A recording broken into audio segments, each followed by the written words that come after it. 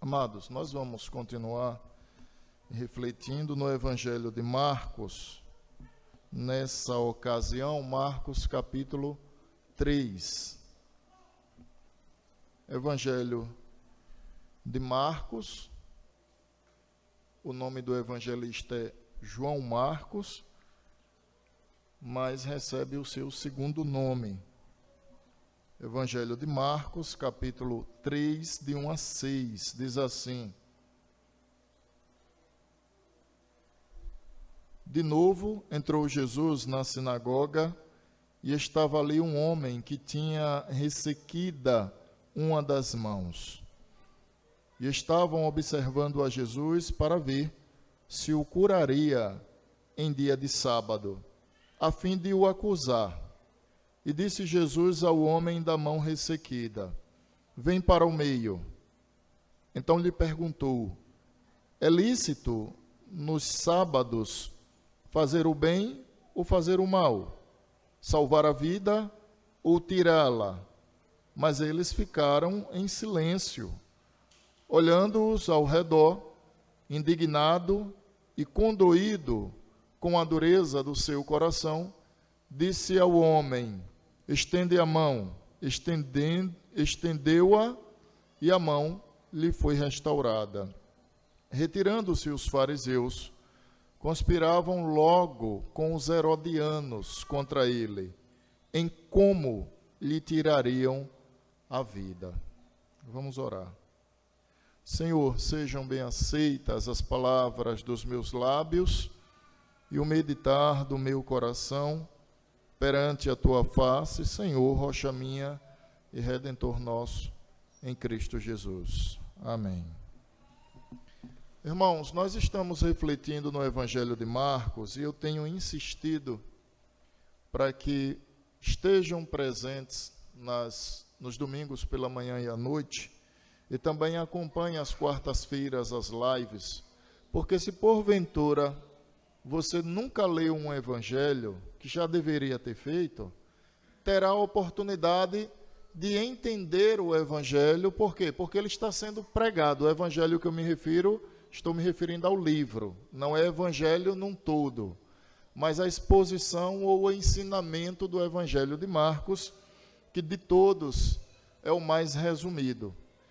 Quem tem acompanhado já aprendeu que João Marcos era um evangelista e que ele formulou o seu evangelho inspirado pelo Espírito de Deus, mas ao mesmo tempo bebendo dos sermões de Pedro. Então ele constrói o seu evangelho, que é o primeiro, e tem o propósito não apenas de comunicar aos judeus, mas levar essa mensagem de salvação, ora registrada, àqueles que eram de fora de Israel, a saber, os gentios. Toda vez que a Bíblia usa a palavra gentil, ela está se referindo a pessoas que eram de fora de Israel. E Marcos, enquanto evangelista, ele tinha isso em mente, a necessidade de pegar os registros da obra de Cristo e apresentar aqueles que não presenciaram. Pedro, por exemplo, havia andado com Jesus, esteve no monte da Transfiguração. Pedro esteve, e os demais discípulos e apóstolos também, na ocasião da captura do Senhor, do seu julgamento, da sua morte, presenciaram Jesus ressurreto, mas aqueles que estavam fora de Israel não presenciaram isso. Marcos, então, escreve um evangelho para dar ciência a esses de fora que Jesus, de fato, é o Salvador, é o servo do Deus vivo, o Messias tão aguardado. E ele faz isso buscando mostrar que o princípio do evangelho é a vida, a morte e a ressurreição de Cristo. O primeiro versículo do Evangelho de Marcos, ele já chama a atenção para essa perspectiva de princípio do Evangelho. Não tome aí a ideia princípio apenas como início, mas princípio como aquilo que vai nortear. Então, vida, morte e ressurreição é justamente o princípio do Evangelho apresentado por João Marcos, que é o autor desse texto sagrado, inspirado por Deus. Nesse texto, amados irmãos, especificamente, nós temos mais uma cena em que Jesus opera de imediato, no início do seu ministério, um milagre. Do ponto de vista visível, não foi um milagre maior que outros. Por exemplo, aquele homem da mão ressequida, ele podia viver. Ele não estava correndo risco de morte. Ele não dependia necessariamente de terceiros por ter uma mão ressequida, ou seja, uma mão anulada, uma mão menor que o normal.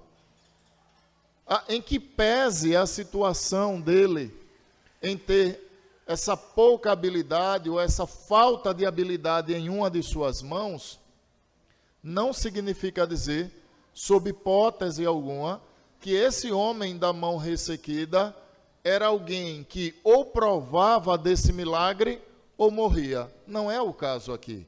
Então é nesse sentido que eu me refiro, que esse milagre operado pelo Senhor Jesus Cristo, ele é um milagre visivelmente e aparentemente menor que outro. Nesse sentido, tá? Domingo pela manhã, por exemplo, nós refletimos sobre o paralítico. E Jesus ali apresentando a sua divindade diante dos homens. Nesse texto, capítulo 3 do Evangelho, Jesus mais uma vez prova a sua divindade, só que em circunstâncias diferentes. Como, pastor? Porque se lá com o paralítico, Jesus provou a sua divindade através de uma cura, aqui Jesus também está provando a sua divindade através de uma cura. Logo, há uma similaridade. Nesse aspecto, sim. Mas observem, lá, no último domingo pela manhã, Jesus provou a sua divindade por meio do perdão de pecados. Cá, Jesus está provando sua divindade em um dia de sábado. Nesse sentido, há uma diferença. O texto começa, irmãos, nos 2 primeiros versículos, apontando qual o propósito dos fariseus e dos herodianos. Primeiro, fariseus eram uma classe rígida de religiosos, estudiosos da lei de Moisés, no entanto, que eram legalistas, ou seja, eles costumavam criar leis além daquilo que já existia, e eles costumavam se gloriar pela obediência da lei. Então, o entendimento deles é que o homem obediente à lei teria diante de Deus dignidade. Portanto, para eles, o homem seria salvo com base em suas obras, com base naquilo que ele faz ou naquilo que ele deixa de fazer. Nós sabemos que o servo de Deus que foi obediente até a morte foi Cristo. Nós não somos salvos pela nossa obediência. Nós somos salvos pela obediência de Cristo.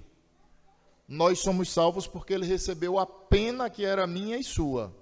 Somos salvos porque ele ressurgiu dos mortos, para que todo aquele que nele crê, seja sobre esse crente agora imputado a justiça de Cristo, e faça desse pecador um homem justificado. Os fariseus não pensavam dessa forma. Os fariseus tinham a ideia de que a sua obediência à lei, o rigor da lei, faria com que eles diante de Deus tivessem algum merecimento. Isso explica, por exemplo, aquele texto que Jesus relata, o fariseu e o publicano que subiram ao templo para orar. O fariseu batia no peito e dizia: ó Deus, graças te dou, porque não sou como os demais homens, roubadores, nem tampouco como esse publicano, dizia o fariseu. Eu dizimo, eu jejuo, etc. e tal. No final, Jesus diz que o publicano desceu para a sua casa justificado e não o fariseu. Por quê? Porque o fariseu confiava em seus méritos. Era aquilo que ele fazia, que ele entendia que dava dignidade diante de Deus. O publicano, por sua vez, clamava pela misericórdia de Deus. Por quê? Porque ele admitia ser um homem pecador, injusto, limitado. E confiante na graça de Deus em Cristo, recebeu o perdão. Então, os fariseus tinham essa expectativa de vida. Eles pensavam dessa forma. Os méritos eram deles. A obediência era deles, ainda que a lei sendo de Deus. E quem eram os herodianos, pastor? Os herodianos eram possivelmente e provavelmente um partido político que manifestava apoio à dinastia de Herodes. Então, nós temos aqui um grupo religioso e um partido político, ambos se unindo para fazer o mal contra quem? Contra Jesus. É essa a situação do texto. Por isso que os 2 primeiros versículos começam dizendo assim: de novo, entrou Jesus na sinagoga e estava ali um homem que tinha ressequida uma das mãos. Verso 2. E estavam observando a Jesus. Tudo bem, para que observavam o Senhor? O verso 2 responde: para ver se o curava em dia de sábado, a fim de o acusarem. Então, a intenção dos fariseus e dos herodianos, desses religiosos de um lado e desses partidários do outro, não era necessariamente ver se Jesus era Deus. Eles não estavam preocupados com isso. Eles estavam ali de modo doloso, ou seja, eles tinham a má intenção de flagrar Jesus operando um milagre em um dia de sábado, ou anunciando cura aquele homem em um dia de sábado. Aí alguém vai perguntar: pastor, mas qual a complexidade disso?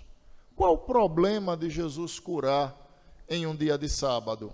A gente precisa entender o contexto. Vocês devem lembrar que lá nos 10 mandamentos, Deus ordenou que no seu dia de descanso não deveria trabalhar, nem os seus servos trabalharem, nem o seu jumento trabalhar, nem absolutamente nada trabalhar no dia de descanso determinado pelo Senhor. Os fariseus, por sua vez, entendiam que o exercício da medicina no sábado contraditava a lei de Moisés, exceto se fosse para livrar alguém da morte, aquilo que nós costumamos chamar de casos de urgência ou de emergência. Para eles, nenhuma cura devia ser ministrada no sábado. Por quê? Porque era um dia exclusivo do Senhor. Era um dia para ser santificado. Então, do ponto de vista humano, humanamente falando, homem algum deveria operar, homem, entenda, a medicina deveria operar durante o sábado, exceto se dissesse assim: ou se faz uma intervenção médica, ou essa pessoa morre. Nesse sentido, os fariseus abriam mão. Qualquer outro sentido, até para dar um medicamento, para os irmãos terem ideia, para dar um medicamento a um enfermo, dia de sábado, os fariseus entendiam que só deveria ser feito se esse medicamento tivesse sido preparado no dia anterior. Ou seja, nem no sábado era para preparar medicamento nenhum. Nem no sábado. Se ele precisasse de um medicamento no sábado, o remédio tinha que ser preparado anteriormente.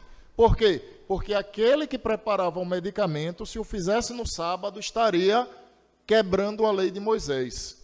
Então, o que é que eles pensam? Bom, se esse nazareno disser que vai curar alguém no dia de sábado, logo ele estará contrariando a lei de Moisés.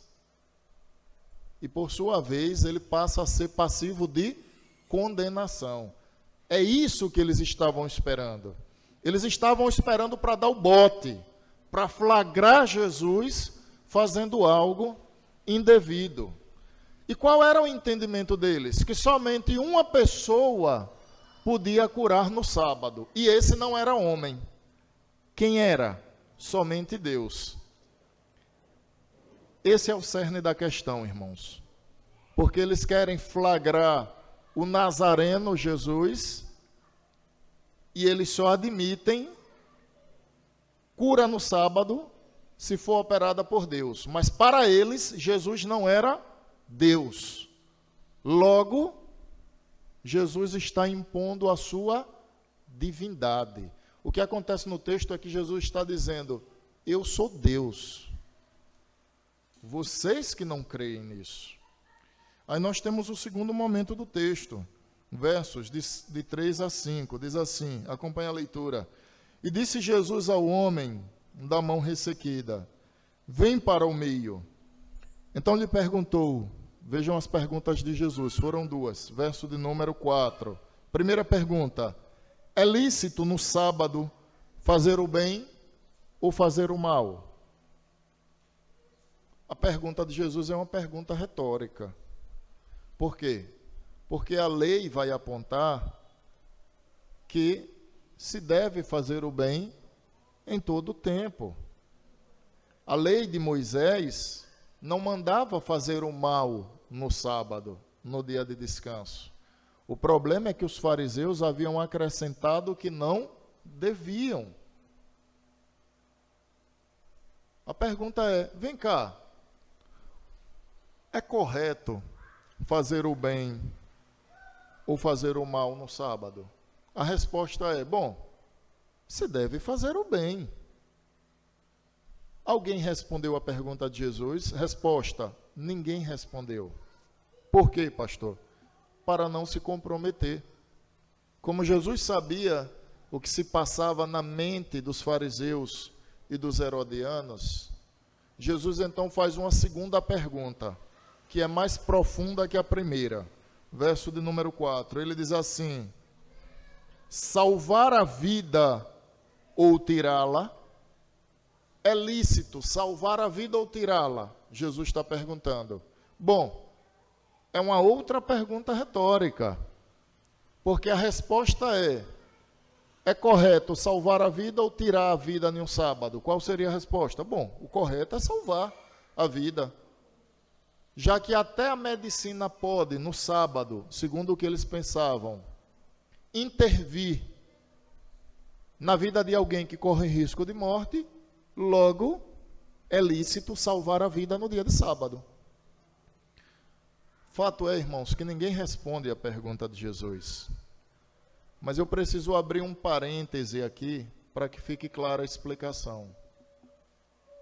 Esse caso em apreço não é uma situação de alguém que está correndo risco de morte. Vocês perceberam isso? Eu disse no início da mensagem, esse homem, ele tem uma mão ressequida, ou seja, é uma mão que não tem nervos, não tem músculos, é uma mão atrofiada. Mas aquele homem não morreria por isso. Aquele homem, se fosse curado na segunda-feira, no domingo ou qualquer outro dia, não teria problema algum. Mas as perguntas de Jesus estão falando sobre a vida ou sobre a morte. E qual é o desenrolar dessa situação? Versículo de número 4, parte C. Mas eles ficaram em silêncio. Para quê? Para não se comprometerem. Porque se eles respondem às perguntas de Jesus, eles seriam obrigados a dizer: Senhor, é lícito fazer o bem no sábado e é lícito salvar a vida no sábado. Verso 5. Olhando-os ao redor, Jesus no caso, indignado e condoído com a dureza do seu coração, ou seja, a dureza no coração dos fariseus e dos herodianos, dos religiosos e dos partidários, disse ao homem: estende a mão. Estendeu-a, e a mão lhe foi restaurada. Ou seja, Jesus curou em um dia que a lei dos fariseus proibia aquilo. Daí alguém vai pensar assim: pastor, os fariseus agora têm um prato cheio contra Jesus. Eles podem acusar Jesus agora. Qual era a única pessoa mesmo que podia curar no sábado? Deus. Era o único que podia operar uma cura no sábado. Os homens não. Qual é essa trama do texto? Deus está encarnado diante daqueles partidários e religiosos incrédulos, e eles continuam sem crer que Cristo é o Messias. Essa é a trama do texto. Eles não compreendem que Jesus fez aquilo para dizer a eles: se só Deus, em vossa lei, pode curar dia de sábado, pois bem, vem cá, eu vou curá-lo, porque eu sou Deus. Cura. E qual o resultado disso? Verso de número 4. O resultado é a rejeição dos religiosos e dos partidários, ou seja, fariseus e herodianos. Verso 4 não, irmãos, desculpe, verso 6 diz assim: retirando-se os fariseus, conspiravam logo com os herodianos contra ele aqui é Jesus, em como lhe tirariam a vida. Irmãos, a cegueira espiritual dos fariseus e dos herodianos era tão grande, tão absurda, tão gritante, que eles viram um milagre e preferiram negar que aquele milagre não fora operado por Deus.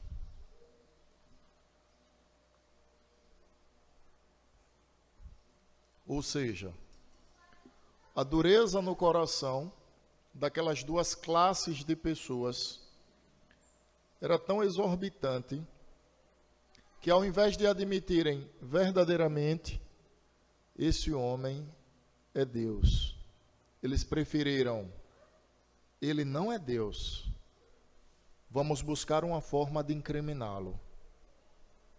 Ou seja, a ausência de fé na vida deles levaria ou os levaria a conduzir Jesus à cruz, à morte. O texto, ele se desenrola dessa forma e nos traz algumas lições que são preciosas. A primeira delas: Jesus, ele é 100% Deus e 100% homem, porque ele não podia ser só homem, considerando que somente Deus resistiria à descarga da sua própria ira. Curar em um sábado, naquele contexto, implicaria uma dignidade dada tão somente a Deus. E Jesus cumpre isso. De modo geral, as pessoas, elas têm duas opções na vida: ou olhar para Cristo e crer que Ele é o Deus Salvador, ou rejeitá-lo pela fé. Mas é exatamente isso que acontece aqui. Alguns olharam para aquele Nazareno e criam que de fato ele é Deus. Provas disso é a multidão que o cercava e o seguia. Prova disso foram discípulos que daquela multidão passaram a seguir com o Senhor. Mas há também entre essa multidão pessoas que rejeitavam pela fé aquele Nazareno. Eu estou usando a palavra Nazareno de propósito, porque eu quero me reportar à humanidade dele. Rejeitavam aquele Nazareno, não admitiam que de fato ele fosse Deus. Qual a implicação disso? A implicação é que todos esses que pela fé rejeitaram a Cristo, eles foram condenados pela sua ausência de fé. Qual o benefício daqueles que creram?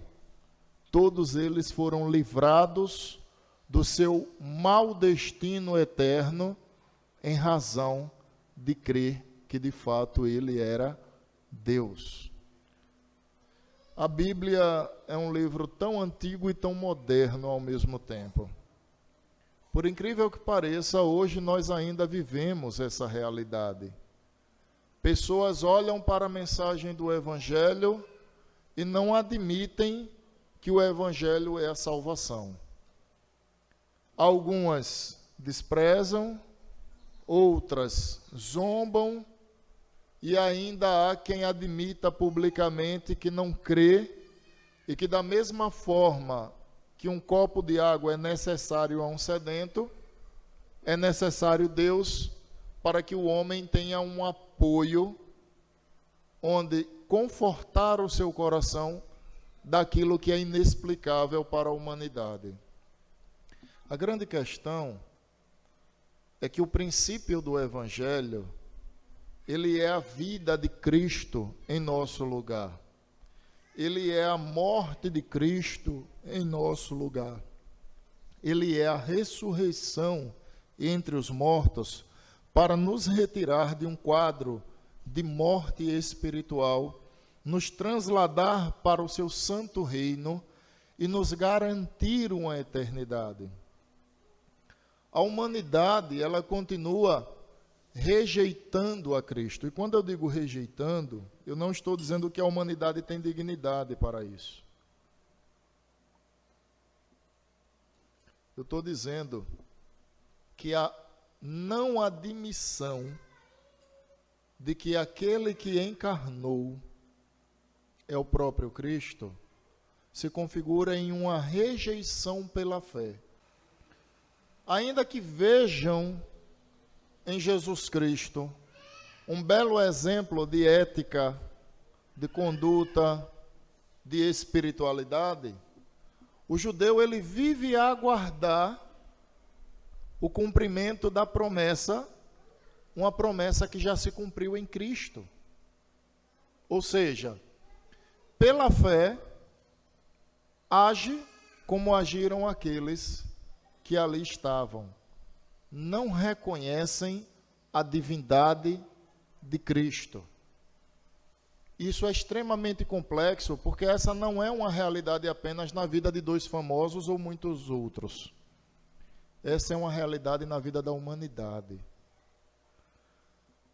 Aqueles que pela fé não crerem que de fato esse Cristo encarnado é o seu Salvador, aqueles que pela fé rejeitarem a essa verdade, eles sofrerão, não são duras penas, será uma eterna penalidade. Porque o homem, ele ofendeu a santidade de Deus quando dá ocasião do pecado. A grande questão é que Deus ele é um ser eterno e a condenação ela é proporcional. Se você me ofende, no máximo eu posso... Claro, irmãos, isso aqui é uma hipótese, eu não vou fazer isso. Mas só para ilustrar. Se a gente ofende alguém na rua, essa pessoa pode ir ao juizado criminal e dizer assim, olha, fulano me caluniou, me desonrou, ou seja, atacou a minha honra, fulano praticou contra mim o crime de difamação, praticou contra mim um crime de injúria. O juiz vai chamar, vai ouvir as duas partes, confirmando que é verdade, e vai emitir ali um julgamento, uma condenação. É claro que a honra é algo muito subjetivo. A honra de alguém que está, por exemplo, na mídia, ela sofre um impacto muito maior do que a honra de alguém que é um anônimo, digamos assim. Ou seja, a condenação será proporcional. Se os irmãos entenderam essa parte, vão entender a próxima que estarei dizendo. Se ela é proporcional, Deus é um ser eterno.